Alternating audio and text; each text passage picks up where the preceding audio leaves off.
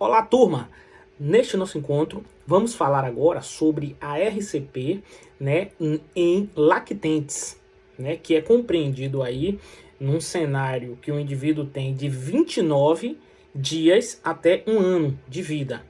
Vamos falar das especificidades deste atendimento e vamos falar também do atendimento completo neste cenário do atendimento com um socorrista e com 2 socorristas. Então vamos lá. O que é importante a gente frisar aqui no atendimento a um lactente, 29 dias a um ano, né?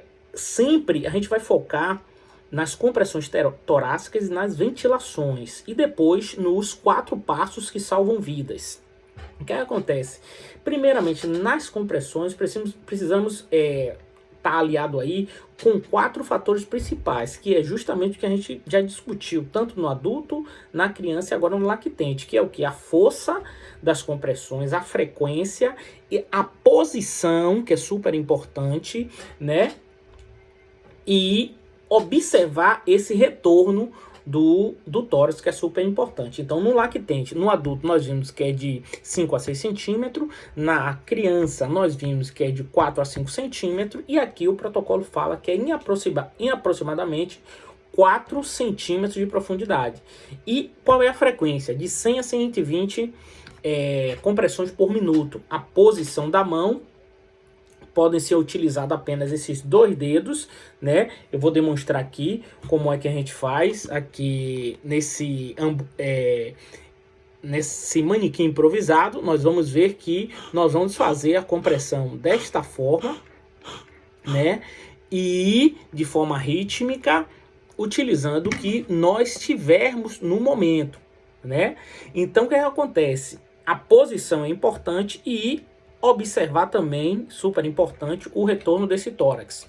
Então, qual é esse posicionamento? O posicionamento, primeira coisa, mesmo processo, linha intermamilar do externo, a gente vai posicionar esses 2 dedos em posição vertical,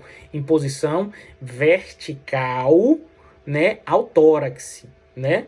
Posicionar a outra mão fazendo o que? A abertura das vias aéreas. Então, se eu estou num cenário em que a criança está aqui, com uma das mãos eu vou fazer justamente a elevação aqui, ó, para abrir as vias aéreas, e a outra minha mão eu vou fazer as compressões dessa forma, se eu estiver sozinho na cena. Então, o que é que acontece?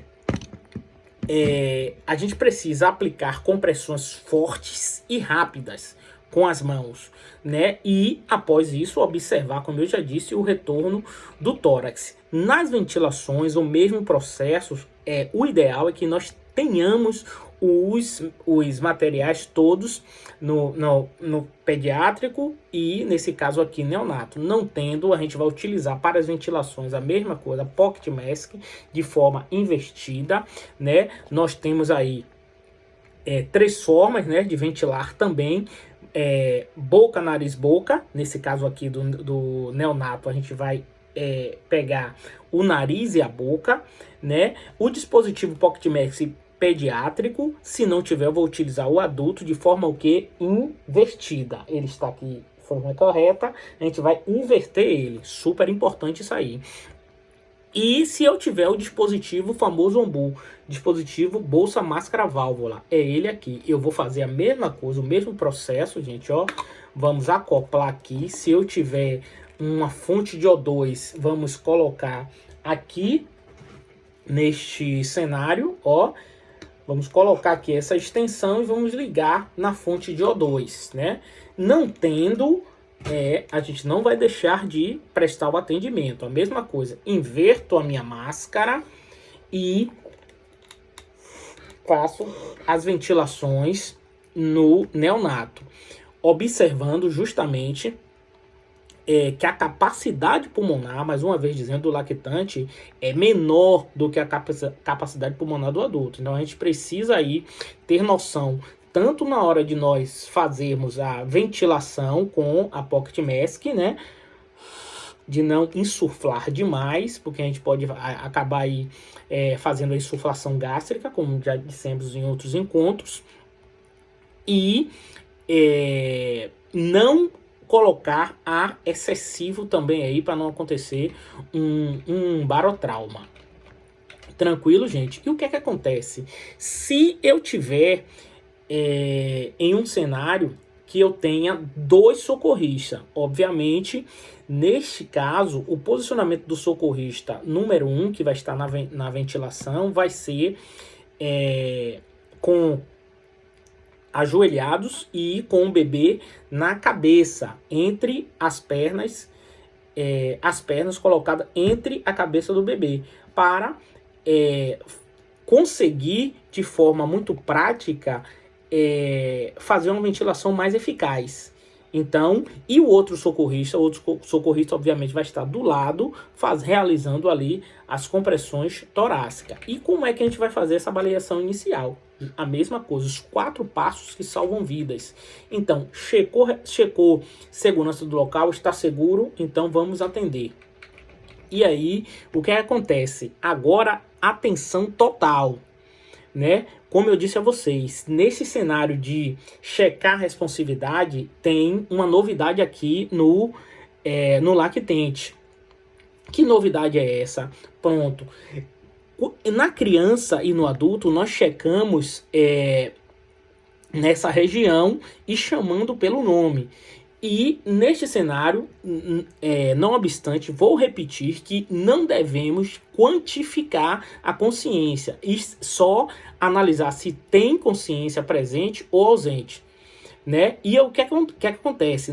Neste momento, nós vamos fazer a checagem da responsividade no neonato na região plantar do lactente, dando tapas na região plantar, não é mais na região dos ombros, como a gente faz no adulto e na criança. Observação importante, no lactente já tem essa mudança, uma mudança importante, dando tapas, né? E ao mesmo tempo chamando ele, neném, você consegue me ouvir? Né? E dessa forma é checada a responsividade aí no lactente. O terceiro passo, né, nós vamos fazer o quê? Checar respiração e pulso ao mesmo tempo. De que forma? Vamos, neste cenário, trazer também algumas especificidades para esse atendimento ao lactente. No adulto e na criança, nós checamos no pulso carotídeo. Neste cenário de um lactente, nós vamos checar justamente no pulso braquial. Nós vamos checar no pulso braquial. Por quê, gente? Por que o braquial? Porque na criança o protocolo traz aí que há mais eficácia neste local do que no pulso carotídeo. Mas o passo a passo continua o mesmo. Não levar mais de 5 a 10 segundos checando o pulso. Por quê? Porque isso leva tempo e nós sabemos que tempo nesse cenário de PCR é músculo que pode ser comprometido aí. O coração que pode evoluir com essa hipóxia, né? Neste mesmo cenário, nós vamos focar no que falamos na criança também. Se eu encontrar um neonato com gasping, que é aquela respiração agônica que não produz eficazmente troca gasosa e não produz perfusão, o que é que nós vamos fazer? Nós vamos iniciar a RCP se o pulso estiver também abaixo de 60. Tranquilo? Super importante isso. Algo novo. Checar pulso aonde no lactente é pulso braquial. Não vamos esquecer. O processo de pedir ajuda, super importante. Como vamos fazer? Ligar para um 192 ou 193 e pedir o DEA. Você vai delegar isso a alguém. Não deixa isso solto. Delega a alguém. Que o pedido do DEA aí configura o terceiro elo da cadeia de sobrevivência aí. Então o que acontece? Nessa avaliação, checando a responsividade nos pés e a respiração e o pulso braquial, encontrei com gasping e pulso menor que 60, pedir ajuda, né? 192, 193 e 10. Iniciar o que? Compressões.